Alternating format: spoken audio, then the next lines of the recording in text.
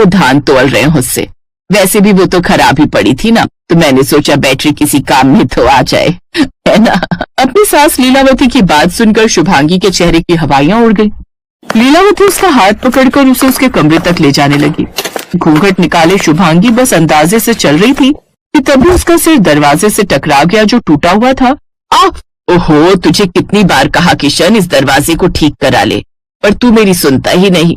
माँ, वो 6 महीनों से टूटा पड़ा है, और आपने कब कहा मुझसे? चुप कर, बहुत बोलता है तू। बहू आराम से आना। हाँ जी मम्मी जी। शुभांगी ने अपने कमरे को ध्यान से देखा। सुहागरात के लिए कमरे में सजावट के तौर पर 2 प्लास्टिक के छोटे छोटे गमले रखे थे और बेड के पास जमीन पर एक चादर पड़ी हुई थी। अरे, लगता है ये चादर यहाँ किसी ने गलती से बिछा दी, मैं इसे उठाकर रख देती हूँ। अच्छा, एक बात सुनिए जी। हाँ, कहो ना। ये दरवाजा तो टूटा हुआ है, तो फिर आप समझ गए ना। किशन ने अपनी पूरी ताकत लगाकर दरवाजे को उठाया और उसे बंद कर दिया। ये देखकर शुभांगी ने राहत की सांस ली, लेकिन दिक्कत ये थी कि अब वो कुंडी खुलने का नाम ही नहीं ले रही थी।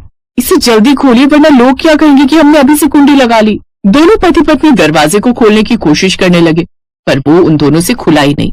तो थक हार कर दोनों जाकर बेड पर बैठ गए, लेकिन जैसे वो बैठे तो उनका बेड टूट गया और वो दोनों जमीन पर गिर पड़े। अरे, क्या किया? हाँ, नहीं, माँ, ऐसी कोई बात नहीं है। पलंग तोड़ दिया क्या किशन? चिंता मत कर, देख जमीन पर चादर बिछी होगी, गद्दा डाल ले जमीन पर और उसी पर चादर बिछा ले। अच्छा, तो इसीलिए माँ ने जमीन पर चादर बिछाई थी। देखा, मेरी माँ कितनी समझदार है। शुभांगी ने गुस्से से किशन को देखा। फिर आधी रात को उसे प्यास लगी तो वो चुपचाप उठी और पानी के लिए फ्रिज ढूंढने लगी।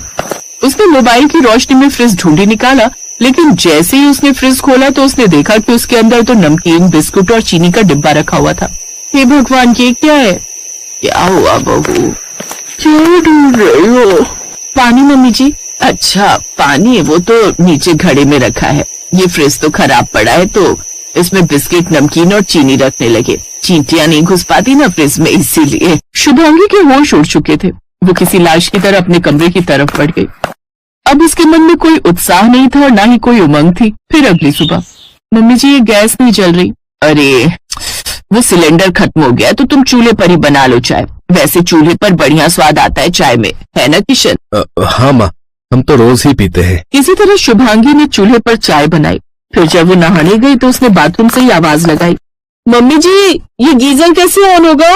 अरे, वो गीजर नहीं है, वो तो गीजर का बस खोखा है। उसके अंदर देख, साबुन, तेल, शैम्पू सब रखा है। दरवाजे के पीछे देख, वहाँ पानी गर्म करने वाला लट्टू रखा है। बस तार जोड़कर उसे बाल्टी में डाल दे